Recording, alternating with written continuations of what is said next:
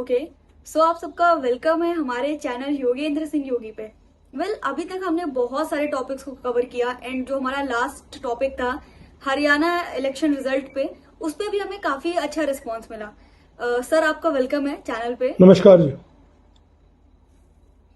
नमस्कार sir. Sir जो हम लोगों ने लास्ट टॉपिक कवर किए वो फिर भी ठीक थे, बट एक बहुत ही ना सहन होने वाली घटना अभी सुनने में आ रही है जो कि स्पेशली यूपी बहराइच से है। बहुत सारे दंगे और बहुत सारी चीजें उसके अंदर हैं। तो सर मेरा पहला क्वेश्चन आपसे यही है कि वो जो बहराइच में हुआ है वो क्या हुआ है, वहां पे क्या हो रहा है इस टाइम पे? हाँ, मेरे पास भी इस तरह की हमने खबरें पढ़ी हैं और इनपुट्स आए हैं। वो जो ये है कि ये घटना एक्चुअली कल की क्या परसों से स्टार्ट हुई है। परसों एक दुर्गा माता की मूर्ति का विसर्जन था, उसका जुलूस था और वो जुलूस जो है अपना बहराइच में निकल के और डिफरेंट एरिया से निकल के उसका विसर्जन होना था।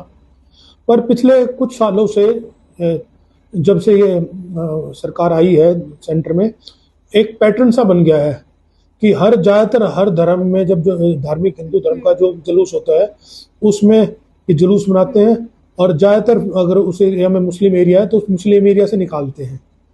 और मुस्लिम एरिया से निकालते वक्त वहाँ खास तौर से जब मस्जिद के सामने से निकलते हैं तो वहाँ स्लोगन और डीजे चलाते हैं, उसमें नारे लगाते हैं, भद्दे गाने सुनाते हैं जिसमें गालियों वाले गाने होते हैं। तो इस तरह की चीज़ें हैं।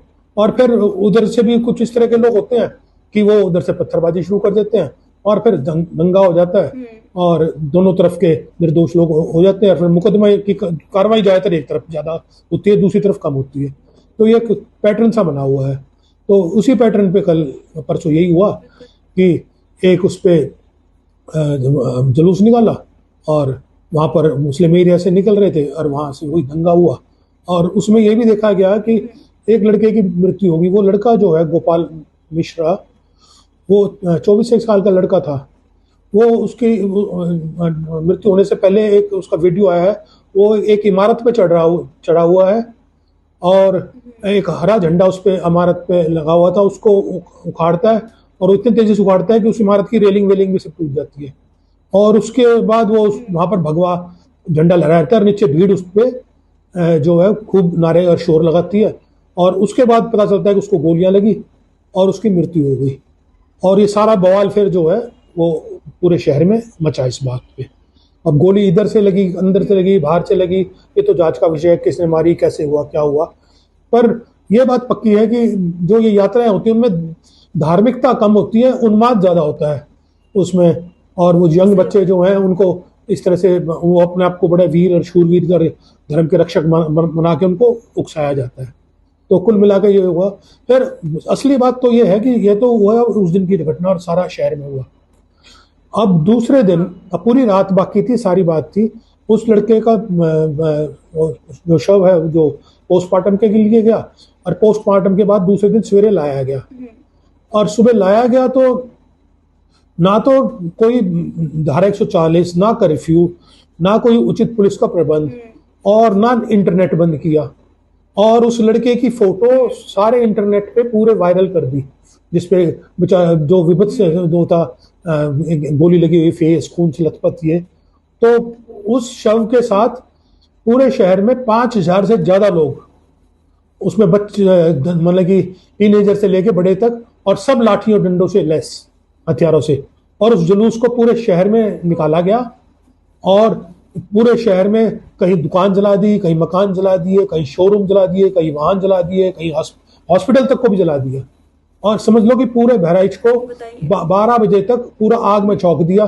जो बहराइच थोड़े दिन पहले वो जो भेड़िया वाले कांड में पूरा बहराइच इकट्ठा होकर भेड़ियों से के आतंक से लड़ रहा था, वो आज बहराइच 2 हिस्सों में बट गया। और वहां ऐसे नारे लग रहे हैं कि अब कि इनको वो करो, इनको सजा दो, इनके घर ढाओ। तो मतलब कि पूरा माहौल ऐसा जहरीला तनावपूर्ण हो गया कि जिसका हम कोई कल्पना भी नहीं कर सकते। तो ये बात थी सर। इसमें ये तो बहुत दुखद खबर थी कि एक इंसान की उसमें मौत भी हुई और इतना हंगामा हुआ। पर सर आपको क्या लगता है कि इसे रोका जा सकता था? क्योंकि जैसा कि आपने बताया कि उस दिन एक्शन नहीं लिया गया, पूरी रात लोग फ्री थे, फोटो सर्कुलेट हो रही थी, सारी चीजें हो रही थी। तो क्या इसको रोका जा सकता था? अगर प्रशासन की और सरकार की नीयत ठीक होती तो रोका नहीं जा सकता था, ये घटना होती ही नहीं। अगर ठीक से होता तो एक बहुत, ये हमें बताने की जरूरत नहीं है, सारे प्रशासन को, ये पूरे शासन को सब पता है कि एक एसओपी होता है किसी धार्मिक जुलूस को निकालने का, बहुत आसान सा तरीका है। उसमें क्या तरीके होते हैं कि जब जुलूस निकलना होता है तो दोनों इस तरह के धार्मिक जुलूस निकलते हैं और पहले तो उसका रूट देखा जाता है कि रूट कम से कम संवेदनशील एरिया में जाए। फिर क्या किया जाता है कि दोनों तरफ के लोगों की, एक जो वरिष्ठ लोग हैं उनकी मीटिंग बुलाई जाती है, चाय वाय पिला के पुलिस वाले, एसपी जो लोकल एसएचओ और एसपी बुलाते हैं, उनका तालमेल किया जाता है जिनसे उनका सौहार्द रहे। तीसरा क्या होता है कि दोनों तरफ के जो गलत एलिमेंट्स हैं, मतलब सर पूरी पॉसिबिलिटी थी कि अगर वो चाहते। हाँ तो नहीं, मैं अभी जो दोनों तरफ के मिसक्रिएंट्स लोग हैं, जो शरारती तत्व हैं, जो आपराधिक तत्व हैं, उनको पहले से राउंड ऑफ किया जाता था, वो उनको पहले बिठा लिया जाता है। तीसरा जो है मतलब कि ये तय कर दिया जाता है कि रूट ये होगा, डीजे इतना नहीं बजेगा और इस तरह के उन्मादी नारे और उन्मादी गाने नहीं बजेंगे।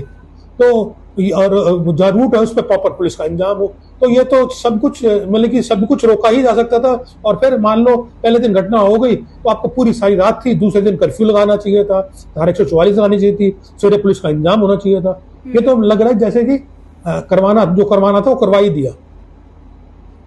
ये बात थी, रोकने की नहीं, ये तो आग लगाने की कुछ सब। हाँ बताइए। तो हाँ नहीं, मैंने बताया कि भाई रोका जा सकता था, इसी तरह से जो तरीके थे वो रोका जा सकता था। डेफिनेटली, मतलब सर बेसिकली सब कुछ अंडर कंट्रोल था, बट उसको रोका नहीं गया, इंटेंशनली उसको बढ़ने दिया गया, जिसकी वजह से ये सब कुछ इतना उग्र हो गया और इतना सारा नुकसान हुआ। तो सर बेसिकली बात ये है कि अगर इसको रोका जा सकता था तो क्यों नहीं रोका गया, और इसका क्या कारण था, क्या मकसद है, और इसका क्या असर पड़ेगा लोगों पे? कि जैसे कोई कह रहे हैं लॉ एंड ऑर्डर फेल हो गया, ये सुरक्षा का नाकामयाबी, मैं तो कह रहा हूँ कि जो कुछ करना चाहते थे उसमें कामयाब हो गए। असली बात तो इसके पीछे राजनीति है कि यूपी जो भाजपा है उस पर बहुत बड़ा प्रेशर है। अभी पिछले दिनों लोकसभा इलेक्शन में यूपी में बीजेपी की बहुत क्षति हुई है और 10 विधानसभा का उपचुनाव किसी टाइम भी घोषणा हो सकती है, और इन्होंने इसकी प्रेस्टीज बना रखी है कि इस चुनाव को जीतना है। और चुनाव में जाने से पहले अपने काम और क्रेडिट तो बता नहीं सकते कि क्या काम है क्या नहीं, तो सबसे आसान तरीका है कि समाज को तो पूरी तरह से विभाजित कर दो। और वो उनका एक सेट पैटर्न है जो गुजरात से शुरू हुआ, जहां से मोदी जी ने शुरू किया कि दंगे करा के शासन लेना है, वो ही पैटर्न इनका बीजेपी का हर उसमें क्षेत्र में है। तो हमें तो ये लग रहा है कि एक सीधी बात ये है कि पूरे इस बहाने पूरे सूबे में अपना धर्म के नाम पे विभाजित कर दो और अपना इलेक्शन में जाने की तैयारी है। नहीं तो पता चले, अगर मान लो सपोज मान लो अफसरों की नाकामी रही या लोकल प्रशासन की नाकामी हुई, तो कम से कम एसपी, डीआईजी, बड़े रैंक के अफसरों को रिमांड करना चाहिए, उनके खिलाफ एफआईआर होनी चाहिए, उन पर मुकदमा दर्ज होना चाहिए। एक एसएचओ को, एक एएसआई को बर्खास्त करने से थोड़ी बात बनती है। तो अगर शासन की नीयत ठीक हो तो कार्रवाई से पता चल जाएगा कि आगे कार्रवाई किस तरह से करते हैं। और असली बात तो ये है कि कौन हारेगा कौन जीतेगा ये नहीं पता, पर ये जो मासूम बच्चे हैं, जो बेरोजगार बच्चे हैं, जो नौजवान हैं, जिनके हाथों में कलम होनी चाहिए थी, जिनके हाथ में अपना पढ़ाई का कंप्यूटर होना चाहिए, उनके हाथ में ये झंडे और ये त्रिशूल और ये तलवारें दे रहे हैं। अपने बच्चे तो ये नेता और जो बड़े अफसर हैं अपने बच्चों को तो अच्छे स्कूलों में और विदेश पढ़ने भेज देते हैं, और इन बच्चों को, जैसे मान लो गोपाल मिश्रा है बच्चा, उसका कसूर यही है ना कि वो इन उन्मादी नारों में फंस गया। सारी जो भीड़ जवान बच्चे हैं जिनके पास शिक्षा नहीं है, उनको समझाने वाला नहीं है, और चाहे वो दोनों किसी भी धर्म के हो, चाहे हिंदू हो चाहे मुस्लिम हो, दोनों तरफ यही हाल है। उस तरफ के लोग, मुस्लिम पक्ष के लोग भी इस तरह के हैं, वहां भी कुछ में इस तरह के लोग हैं, यहाँ के भी हैं, और भड़का के अपनी राजनीतिक रोटियां सेकते हैं। तो असल में तो हमारा समाज और देश हार रहा है, बाकी तो कोई जीतेगा नहीं जीतेगा पता नहीं। सही बात है। तो सर बेसिकली इन सारी चीजों से तो यही कंक्लूजन निकलता है कि जो हादसा हुआ वो इंटेंशनली हुआ, क्योंकि उसको रोका जा सकता था। बहुत सारे ऐसे पॉइंट बनते हैं जिसपे कार्रवाई हो सकती थी सही टाइम पे, पर नहीं हुई, और जिससे ये इतना ज्यादा बढ़ा। तो हम तो सर यही आशा करेंगे कि आगे से कुछ ऐसा ना देखने को मिले, और पॉलिटिक्स के लिए आम इंसान की जिंदगी के साथ खिलवाड़ ना किया जाए। बाकी sir thank you so much, क्योंकि हमें सारे क्वेश्चंस के आंसर मिले। जय हिंद।